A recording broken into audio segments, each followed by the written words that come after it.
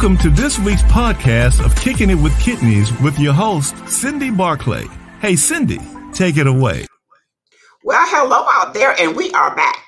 In our last episode of KIWK, our panelists and guests talked about healthcare benefits and shared basic information every consumer should know before making critical decisions on how to manage your healthcare costs.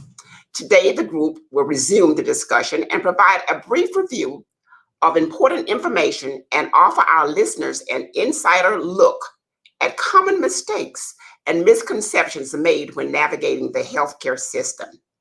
All right, our KIWK team is back in the house. We have BJ Simone, Maria Jimenez, and of course, Rita Williams. So BJ, what is the word on the street? Well, hi, everyone. The word on the street today is that there's ongoing concern about the rising cost of healthcare. I think within the past year and a half, we've all been made painfully clear about how having access to healthcare is a basic right, or it should be a basic right. But with the way things are going, it seems like that's going to be a long road ahead. So let's take a listen. They billed our insurance company over $3 million for the cost of transplant. Then I have another EOB right after it, which was another $1 million. So you're looking at a $4 million transplant. I don't know what people do without insurance. How could you even begin to pay that? Look here. A typical insurance on an initial visit like this, which takes me 1 hour, pays about $100 or $95. The cost of that hour for me to just keep the office open and operating is about $300. So when insurance is actually paying for it, they're not paying you enough. They pay me a lot less than the visit is worth. So that's why you don't take commercial insurance. Right, because I couldn't afford to do it. Insurance companies manage care. Instead of a doctor getting $250 easily, they get $12, $40, $60. We talk a lot about the billers and the coders and the consultants who really are removed from healthcare. They're not there because they care about health. They're there because they see a business opportunity. Every day we spend hours going through checkboxes, typing notes, documenting things that we're supposed to document for billing purposes that we really don't think improves patient care. And the more that we spend time with computers, the more that we spend time billing, that leaves a lot less time for face-to-face interaction with our patients. And that's why most of us went into medicine in the first place. Emergencies are chaotic, and health insurance is confusing. There are HMOs, PPOs, deductibles, copays, and premiums to try and make sense of. You'd think that if people are insured, they shouldn't have to pay that much out of pocket. But that's not always the case. Not every doctor accepts every insurance plan, and some hospitals have staff employed by multiple third-party companies. So one trip to the ER could get you 5 different bills, and your insurance might only cover one. We're a wealthy country, and we should have universal health care.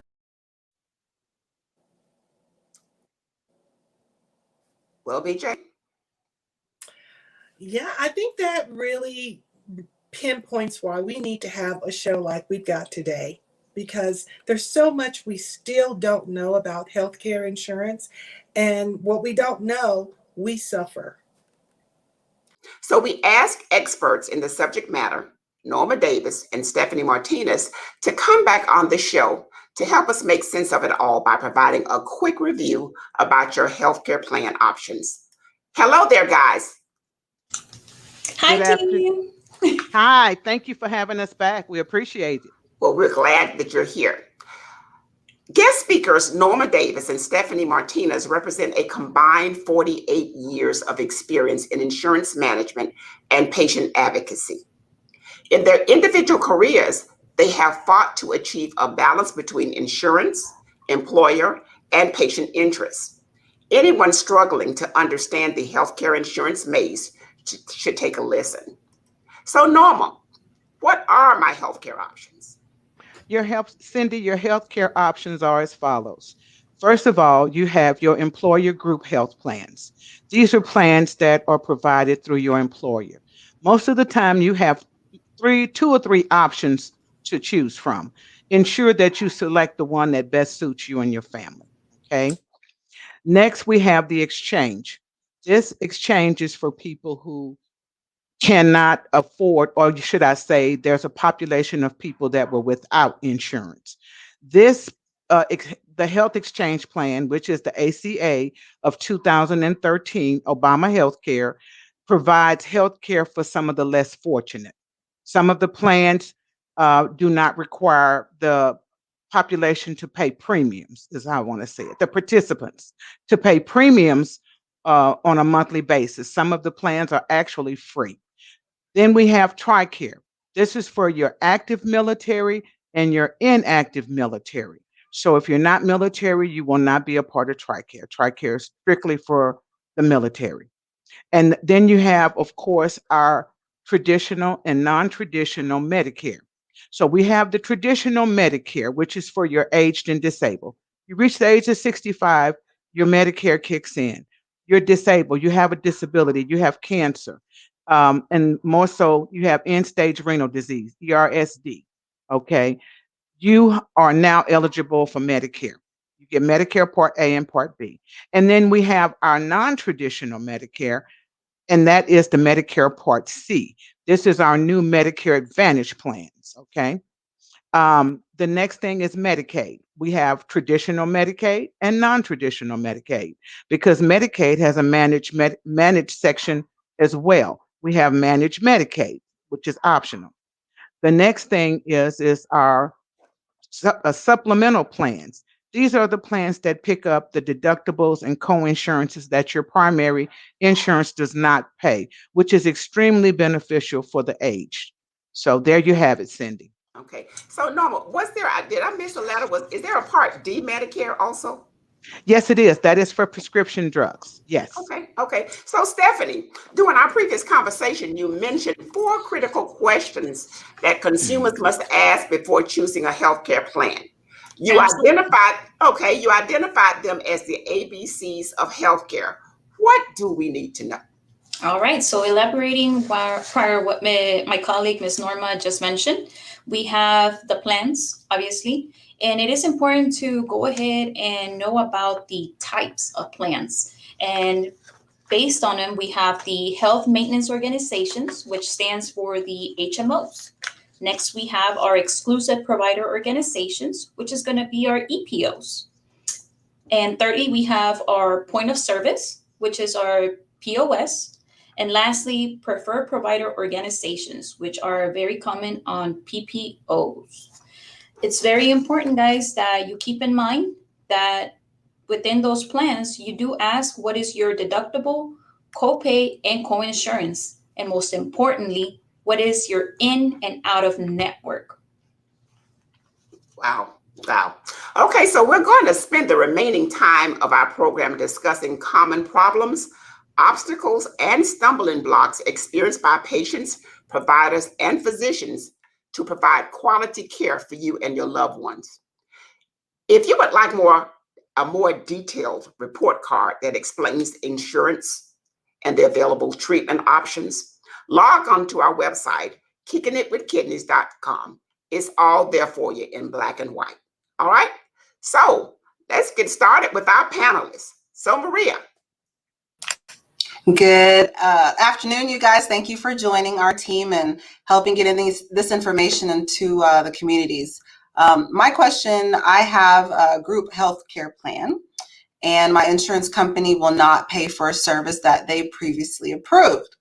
So my first thing was to go to HR and ask them, what's happening with my insurance. They told me that if my insurance wouldn't pay, there was nothing that they could do about it. Is that necessarily true?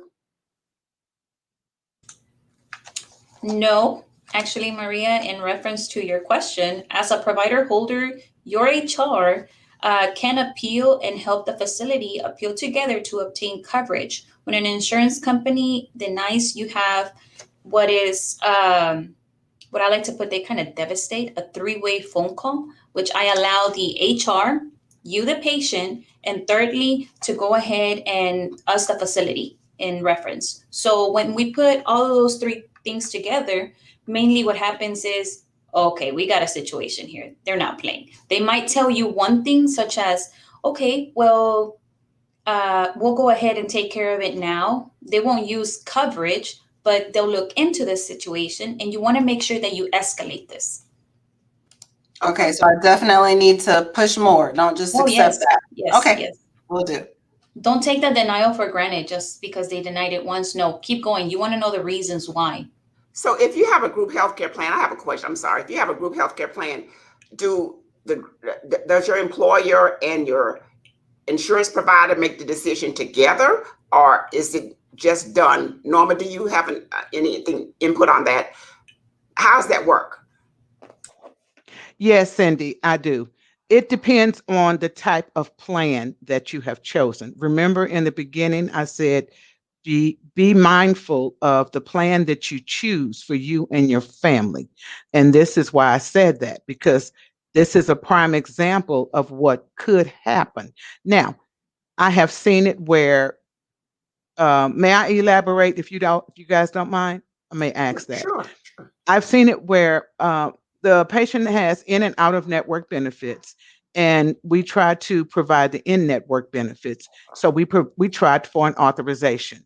However, the out-of-network benefits will pick up based on the plan, but the patient, how do I want to say this? The patient has to pay more out of pocket, is the way I want to say this. It costs the patient more than it would if we were to get the in-network benefits. So that's how I wanted to word that. Yes.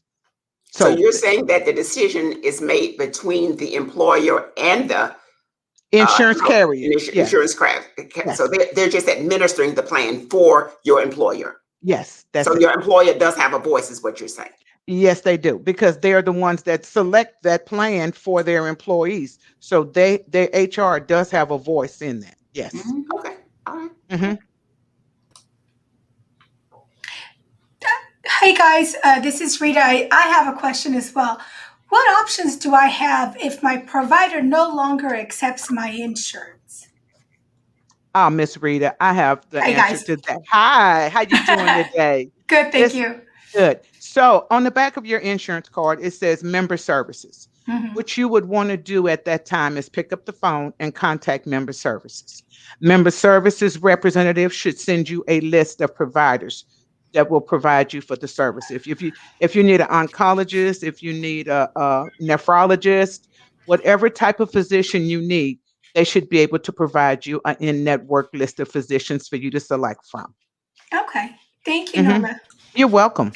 Ms. Rita, to add on to that, you can also, if you can afford to be a self-pay patient, go ahead and ask your provider, what would be a self-pay patient rate, That's also, I mean, it's kind of pointless if you happen to have coverage, why wouldn't you use it? Because that's what you have it for, right? Right. But I mean, that is an option as well. Also, I'd like to add on that if you ask your provider, remember between providers, they might happen to know a colleague that might be within your network, So that's always another route to go to. Well, good. That, using my doctor as a resource, that's great. I mean, because we don't always know that. We're just thinking, hey, the doctor won't take my insurance anymore, that I'm done. And, like you say, just ask questions of my provider. Also, I would like to add to that, Miss Rita, when you're having a procedure or something and you end up having to come out of pocket or pay for it, always ask for the upfront rate. Every facility and doctor's office has a self-pay patient flat rate, discounted rate for a patient. Okay. Oh. So keep that in mind. Yes. Okay, so they don't provide that automatically to me. I have to ask for that. Mm-hmm. Mm-hmm. Mm-hmm. I know. That's different. I didn't know that. Surprise. I know. I don't want any surprises with bills. There you go. Thank you, ladies. You're welcome. Wow, guys, thank you so much again for being here. I have a doctor's appointment tomorrow, so I'm going to take all this in mind. But is my coverage automatically terminated if I miss or I'm late on one or two premium payments? And if so, how can I get reinstated? Miss BJ, based on Mhm. CMS guidelines and the ACA of 2013, normally the standard is 90 days. You have 90 days grace period to get that taken care of. Now, after that 90 days, you might be out of luck and you might have to start over again. For example, let me give you an example. Medicare Part B recipients, it comes out of their Social Security check. And in order for them to not to take that out, they have to go to the Social Security office and fill out a SR 44 form and say, stop taking these premiums out of my check. And but they can pay it, but they have to make that premium on the 25th of every month. Now, if they get behind, they have 90 days to fix the issue. They don't fix the issue in 90 days, they could lose their Part B coverage. Same thing for your ACA policy. We were very careful in the facilities by taking the ACAs because a lot of times the first thing I would ask, are their premiums up to date? Premiums are not up to date. We would go in and make sure that those premiums were paid, because what happens is they'll rescind that policy. And if you're in the hospital and you think that you're all covered and you didn't pay your premiums, they're going to rescind that policy and take back all of those payments, every payment they paid. Well, you know, you can't get nothing for free. If you know you have a premium to pay, don't be getting mad at people because you didn't pay your insurance premiums. Okay. Now that's all I got to say. Yeah, but Okay. We get those from time to time, believe it or not. Yeah, we do. We get them from. I mean, it happens. So you know, yes, ma'am. So Norma, after those 90 days, do they get a penalty? I've heard that they get penalized. Do they have to pay a penalty? Miss Rita, that is a good question. I have not to my knowledge that I know. It's always something new in the healthcare industry. You're so right. I will research that for you, okay? But no, not to my knowledge do they have to pay a penalty. No, not to my knowledge. They have to have all of their money up front for the outstanding balance. Right. Okay. All right, guys, just try to make those payments. You don't want to pass that 90 grace period timeline. No. And that's CMS and the ACA, both. That's right. Okay. I looked at laws, made sure we had the law in place on that one. Question about pre-existing conditions. If I have, I'm a dialysis nurse, and so a lot of times that is considered a pre-existing condition. But if patients change their insurance for whatever reason, can they be denied for pre-existing conditions? Hold on, Maria. Did you say being a dialysis nurse is a pre-existing condition? No, ma'am. Did I say that? I deal with patients that have pre-existing conditions. Thank you, Ms. Barclay. You're so welcome. But if my patient has a pre-existing condition, changes their insurance, can they be denied for pre-existing conditions? And if not, what's the best plan for them, or what should they be looking for in their benefit? Okay, so to answer your question, Maria, the best plan is if they do not have a grandfather plan. The best thing about Obamacare is when it came into play in 2013, Obama kicked out all of that pre-existing, okay? So pre-existing is a thing of the past unless your plan is grandfathered in, which means you had this plan before Obamacare, and the group that you were in has never changed plans. That's the only way. But as far as the current situation, no, it's not. Well, let me ask a question. So Norma, if indeed you have a grandfather plan, would it not be maybe a strategy just to get rid of that plan and get a new plan? It would be a good thing. Yes, it would be. But then you have some groups that have had the same plan forever and a day. And the reason that I know is because I was a former broker and I was a licensed agent, and I used to quote large and small groups. So with that being said, during that time, I was heavily involved in it. So when I looked and I was like, why don't they change this plan? And they kept that same plan. So basically that pre-existing clause followed that group all the way until they changed plans. But anyone that with a new plan or updated, then no, it does not apply. Yeah. Well, those old plans were beneficial, BJ, I think, because again, that's less money you have to pay. If I've got a clause that said if you got a pre-existing condition, I don't have to honor that. So Absolutely. They sure did. Yes, you're right. You're absolutely correct, Miss Cindy. So is health insurance like car insurance? Can I pay for what I need only? Like, for example, if I'm reasonably healthy, can I reduce my insurance premium by only purchasing coverage for catastrophic events instead of routine office visits? Do I get a choice? Well, you could select the cheapest plan with the larger bent with the more out of pocket. I mean, most 95% of the plans, let me say that again. Let me rewind that. Rewind. 98% of the plans have preventative care on them. Okay. And that's what you want. You want preventative care. You want to go in for your physical. You want to go in for your mammogram. You want to go in for your well woman's exam. You want to do all of the following. So basically, you would not choose a higher plan if you were a healthy person. That You is would choose correct. something that is less, that you might choose the high deductible or something like that. You know what I mean? Instead of choosing the PPO for somebody. Unfortunately, in my age group, I probably need the highest You plan mean ever. our age group? Now, I had a question. You brought up high deductible healthcare plans. So I heard that was really good if you were never in the doctor or if It you're is. always in the doctor, one of the two. Because I used to choose it because it was cheap. Basic. You're young, Maria. Yes, it would be suitable for you. I always look at the high deductible plans for the younger generation because they have less doctor visits. They don't have medication maintenance. They don't have anything. They get their little card in the mail, and the money goes on the card. The company contributes part of it to the card, and they use it when necessary. More so if they have a child, then they'll more so you probably use it for the child more than themselves. So the high deductible, yes, for younger people with less health conditions would be good. Yes. That's true, Norma. It's not for us folks that go every 2 months now. Well, I didn't say absolutely do that, okay? So scratch that off.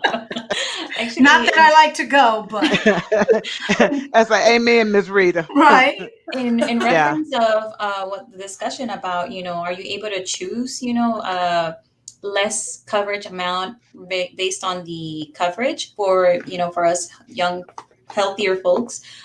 Yes, definitely. I do remember a while back that I was watching, I don't know, a workout video on YouTube, and when Obama came into the picture, the Obamacare, I do remember a YouTuber actually mentioning that, she saw that was something suitable because of her lifestyle, that she knew where did she stand in her health record, that it would work out something like that for her. So definitely, definitely. And I know it's still into the picture as well. Okay. Well, guys, there seems to be a trend in healthcare for insurers to reduce the amount of coverage that they provide to the insurance. And they do this by declining tests or medicine or hospital stays. So, can insurance policies be changed before a new enrollment period? And what can I do if a medication or a test that I need is suddenly denied? Okay, BJ, that is something I can say something possibly of the past, because in our day and age, well, let me rewind this. The basic thing, the reason that insurance companies deny claims is a stall tactic. Let me put it like this. Okay. They deny claims to keep money in their pocket until the next quarter. Now, they want you to fight to get the money, but they know that test is covered. That's what they do. And I tell them, stop stalling. Okay. They don't like me because I don't have a problem. Well, Stop I like stalling. you, Norma. I like you. I love you. May I add something? So Sure. Go perfect ahead, hon. example, BJ, of a medical hack. So your doctor ordered a test or a treatment and your insurance company denied it, right? That is a typical cost saving method, like Norma had stated. And it's basically what you do is don't give up by that denial. It's also in reference of Maria's previous question. What you're gonna do as a patient, you're gonna call the insurance company and tell them that you want to speak to the HIPAA compliance privacy officer, because by federal law, they have to have one. All right, that's one. Number two, Also, then ask them for the names as well as the credentials of every person accessing your record to make the decision of the denial. By law, you have the right to that information. You see, a lot of you guys didn't know this. And this is just like small little secrets, that we do behind the scenes to get all of these approved for you guys as patients. And they will almost always reverse the decision very shortly rather than to admit that the committee is made of a low paid of high school graduates looking for criteria words making a medical decision to deny your care. Even in the rare cases, it is made by medical personnel. And, they don't want you to know this. I think Stefanie just came for them. She just read them real quick. I'm sorry. Stephanie, That's thank how it you for is, sharing those tidbits. That's going to empower me to be saying, hey, this is covered. You figure it out. That's right. That's right. This is why, like, when we discuss with patients, and we use you guys as, one bringing the HR, bringing the patient, and us, the facility, those three-way phone calls plot together. You want to make sure if you call and you think you can handle it on your own, make sure you ask, what is the representative's name? Make sure you're asking, okay, I need to have a reference number, just like any other claim out there. When you're calling, let's say in reference of a car accident, well, what's my claim number? Well, Stefanie, that's a good point, because they don't like the three ways. They don't like for the providers and the patient. They discourage that. And what I've noticed with some of the patients here at Quality, okay, is that, and it's kind of disturbing to me, is that they'll say, well, my insurance no, they told me this, they told me that, not understanding that these are really not licensed people on the line. They're not, so, and they tell them all kind of stuff. And sometimes I think they're reading a teleprompter, but that's my opinion anyway. So, but you keep in mind, as Stefanie stated earlier, it's called patient advocacy. You have a patient advocacy in every realm, and they have them in the doctor's office and the clinics. The patients can always go in and appeal. But as Stefanie stated, I have fun doing conference calls, because when you get everybody on the phone together, everything is recorded and said and done in conference call, and there's nothing that the insurance company can do. All of these denials will stop immediately. Yeah. But this is powerful information, because getting the patients to really be part of that advocacy for their needs, because sometimes people just want to fold their hands and say, well, Norma will do it. But my goodness, when you have all three of those people on the line, they're going to listen. So it's important for us to tell our patients, hey, when Norma says get on the line, because you need to advocate for yourself too. And that's truth. There's truth in those three ways. Don't be scared. Yeah, but I can say the thing about our patients, we have a group of wonderful patients that really work with us. And I really appreciate our patients, because anything that we call them and ask them to do, I mean, they are on it. They are right there with us on the line, doing whatever we ask to do. It is a beautiful thing. Absolutely. Well, and that's a reflection of you guys as well, making them feel comfortable knowing that they're part of the team that's going to get all their benefits that they can. And empowering them, letting them know that they just don't have to take the answer that the insurance company has given them, empowering them to fight for themselves. Absolutely. We feel the stress as much as the patient, as our, we're the providers. For you guys, Maria, in reference, that you're going into patients' homes, dialyzing, and then when they show you these letters, because I've heard it from multiple of my patients that, that they're like, okay, well, what's next? Well, what's next is call, don't give up, don't get stressed about it, Well, I hear what you guys are saying, and that's to everybody and anybody that's listening to this podcast.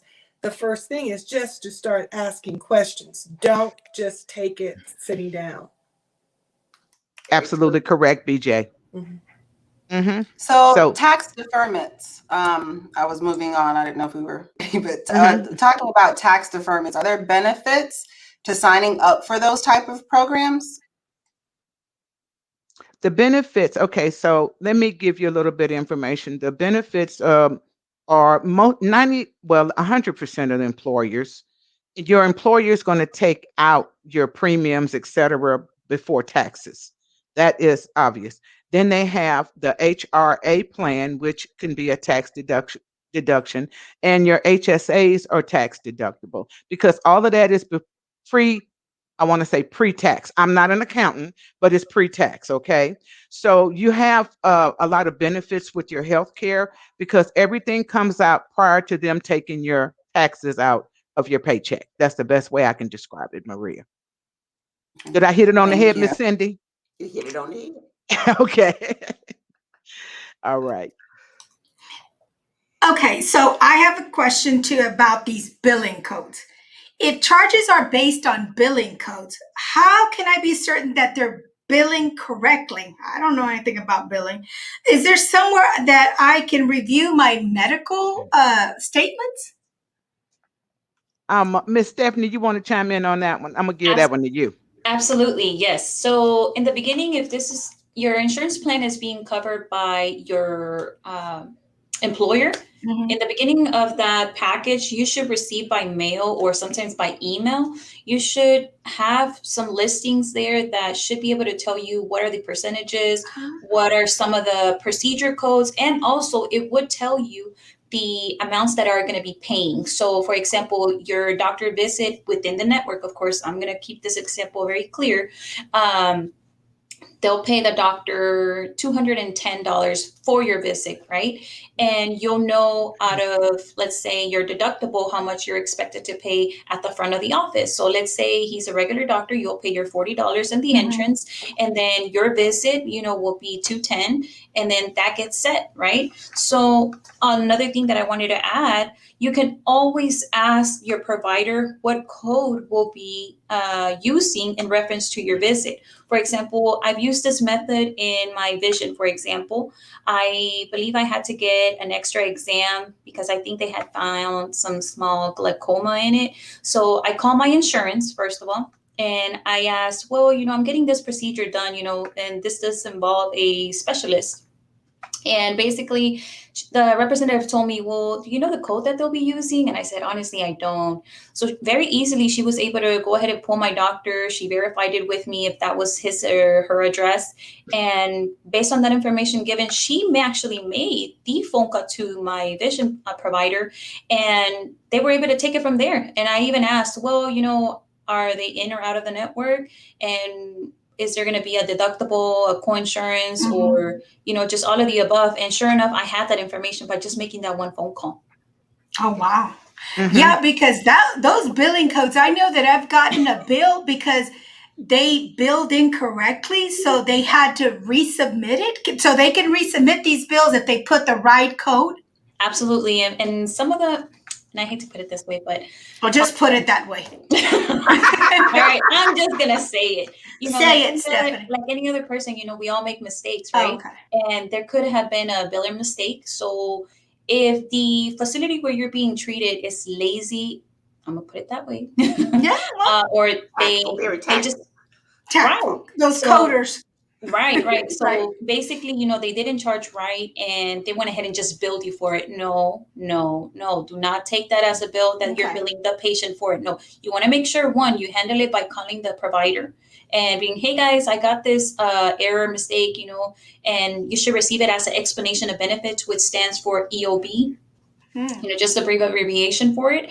And if you see that error, and your provider is not giving you the answer that you need, call the insurance. Definitely call your insurance, and your biller or your representative who is a specialist there, they should be able to allow you to give you instructions, and they will tell you, well, we see that they billed incorrectly, and we're like, okay, well, what should have they used? Most likely the insurance company it's a 50-50. They might tell you, may not. But if they do, call your facility again and let them know, hey, you billed incorrectly. I just called my insurance company and they're telling me different, and have that reference number and that representative name, because that's basically a signature. Okay. Yeah. Thank you so much for that, because that is scary when you get those bills and you're like, I know this is covered. What's going on? So yeah, thank you so much. I want to go back to the in and out of network benefits. To me, it sounds like a form of bullying, and I'm going to tell you why. Okay? I'm going to tell you why. Okay? Now, if I'm in there, and that's why people really have to look at their plans, because you may have a doctor that's been waiting on you for how many years, and then all of a sudden he's out of network. Well, he's probably out of network is because they don't want to pay him or her. Okay? So when I say bullying, what I mean is that, so in other words, if you come in network and I direct the traffic and tell you where to go, who to see, when to see them, then that's in there. Now, needless to say, they've already negotiated with that group of people that they have in network for for pennies. Okay. And out of network, if I choose to stay with my doctor, you're telling me that I'm going to have to pay an arm and a leg to stay with my doctor. And the premiums on the insurance coverage is on the insurance plans are not that much difference. Okay. So tell me, how do I handle the in and out of network benefits? And it seems to me like everybody's getting screwed here. The employers, because the insurance company says, but if you do this, then we can go down on your costs. The doctors, they have to have patients, you know, they want to take care of their patients. So basically, a lot of them are taking next to nothing until they've decided, I'm not taking this plan anymore. How do I handle, and what's the best option for me when I'm choosing in or out of network benefits? Well, personally myself, I always look, when I'm looking at the plans, I look at the out of pocket. When I'm selecting a plan, I look at the benefit. I look at which one is the best for me. Is this a 80-20? Oh, okay, wonderful. This is great. So I know I got to pay $2,500 out of pocket. Whoops, put $2,500 on my HSA card because I got that covered. It's coming out my paycheck. I don't even see it. Okay. Now, back to what you were concerned about, Miss Cindy, about them directing the traffic on which way it should go. Yeah. Some physicians are contracted with the insurances and function under a capitated rate. When I say capitated, that means, okay, I need you to see 40 patients a day, and this is what I'm going to give you every month on a regular basis. Okay. Well, that sounds like an assembly line to me, but I could be wrong. And they gave you a quota. Absolutely correct. They're dictating to you what you're going to do. I know physicians that have retired because of that, okay? Because they refuse to do it.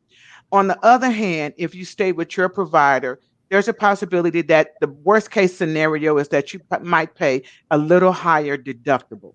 I mean, not deductible, copay is what I'm saying. So, for example, I have a specialist, and if I go to their doctor, I'm going to pay $35. But if I go to my doctor, I might have to pay $60. So I think for me to get the best care, I'm going to pay the $60, and y'all keep that 40 over there. That's the way it is. And also, you're right. The benefit about being and going into the in-network is that it's already at a discounted rate. You will definitely see that, you know, it's better than going to an out-of-pocket or, you know, going out of the network. Because at the end of the day, if you do happen to have insurance, the whole purpose about having the insurance is to use it, you know? Okay, but Stefanie, what if my doctor is not in that network? This is what I'm trying. This is my point. You're saying that it's better, and sure it is, because they've put everybody into one basket and say, okay, you take this, you take that, and you take. My issue is this. I like my doctor. I want to keep my doctor. All of a sudden, my employer has chosen a healthcare plan that basically I have no options with. So now it takes me out of my realm, out of my comfort zone. Okay. And I may go through 3 or 4 doctors before I find one like the one that I like, because I'm in network. You understand what I'm saying? So I don't know that that's always beneficial. And that's what they're selling. That's what they're selling. Oh, it's going to be cheaper. I don't know. Right. Nothing is free. But what about the care? Something that I do actually, and I don't know if, you know, our patients, you know, if you're watching, you know, or future, you know, patients just in general open, is I know there is a website. I don't recall what is the name of it, but let's say you happen to have now an insurance where your main provider, the one that you like, is no longer within your network. There is a website called, thank it, I can't think of it honestly, but basically what you do is when you call your insurance and they give you the list of doctors that you may be selected within the network, look them out. They are like Yelp based. It's like a Yelp. There you go. It's like a Yelp for doctors. And then you just read the comments, you know, what patients did like and what didn't they like. And you'll go from there. I mean, I was able to find my skin doctor. And I mean, hey, I read the reviews and I liked his office, like how I was treated. And I think I saw him way back in 2017 and it's 2021 and I'm still with him. Well, Stefanie, that's good information. If you could email us that link, so we could post it to the website, that's very good information. Absolutely. Okay. And I think one of the things that I'm hearing you guys say is part of navigating the system is there may be times when you do have to make a change, but make an informed change.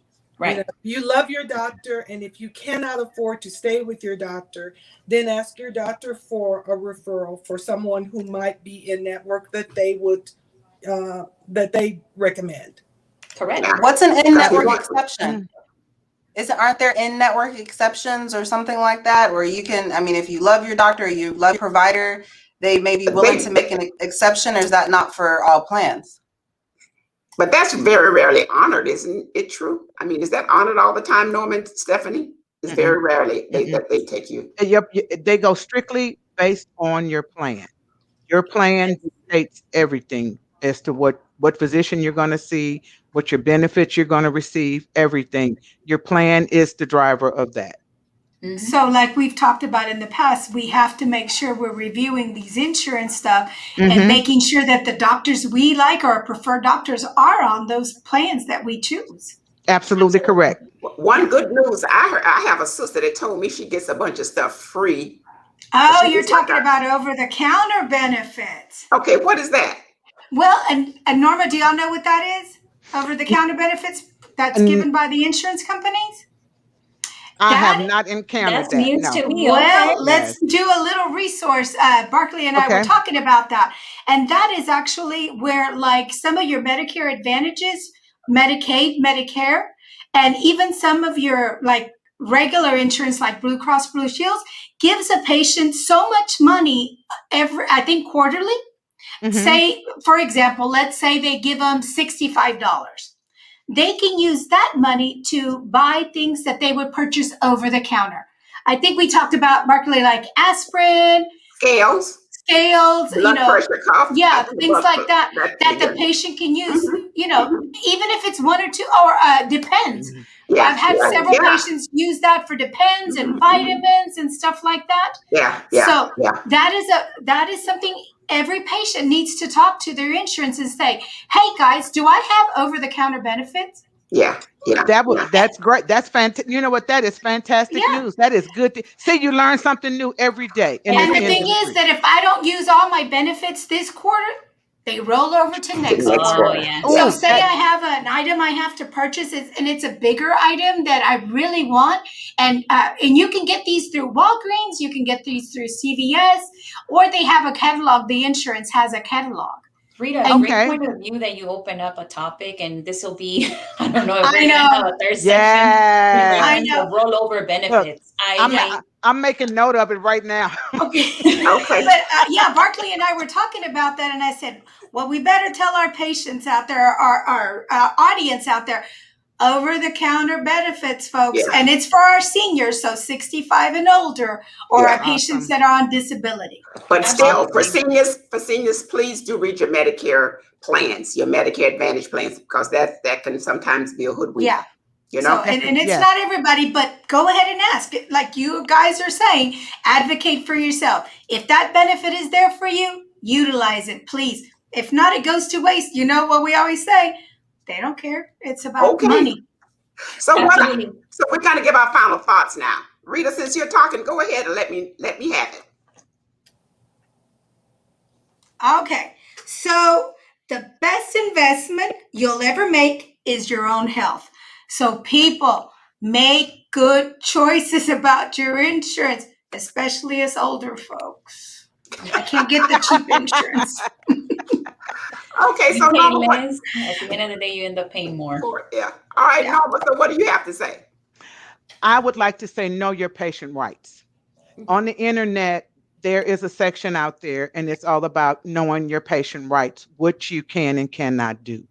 As a patient, we all have rights. So know them and be aware of what you can and cannot do. Maria? In addition to knowing your rights, you need to know what your plan is. On a nursing standpoint, patients ask me all the time about insurance. I say, get to know your finance person for your the company that's providing you the service. Get to know your social worker and get to know your insurance company. Okay, Stefanie. Absolutely. Knowledge is definitely power, and we're here to assist you in any way possible that we can. By any reasons you happen to have any denials, do not get discouraged or stressed. We will help you get these. Go ahead and get them overturned. All right. BJ? Okay, well, now is the time to check deadlines for insurance enrollment. Yeah. Now is the time. Personally, the insurance plan that I have, they used to give us a month to review. Now it's 2 weeks. So find out when your deadline is, put it on the calendar, get your policy out and read it, fine print. Also, one last thing is, again, I want to remind our audience to show us your support by clicking the like button and becoming a subscriber.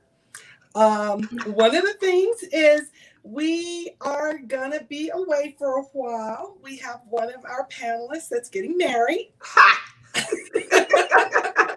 Yes. Who Yes. So we're going to be away for a while. And while we are away, what's a while, BJ? What's a while? How long we going to be? How long we going to be? 2 weeks. Okay. But during that time, we're not going to be just, ground zero. We're going to be reviewing the feedback from our listeners. So, and then we're going to also select topics based on those comments. So make a comment in the comment box. Make your voice heard. Let us know what you think. And visit us on our website, KICKIN, remember no G, kickinitwithkidneys.com, and let us know. All right, guys. Well, knowledge is power. And this program is all about empowering you. We thank you for listening to our show this week, and we look forward to seeing you in a couple of weeks on Kicking It with Kidneys. Well, that's it for today. Thank you for listening to Kicking It with Kidneys with your host, Cindy Barclay. See you next week. The views expressed on this podcast are educational and opinion-based. These are not medical doctors. Be sure to catch us on social media on our website, kickingitwithkidneys.com, also on Instagram, Facebook, and YouTube.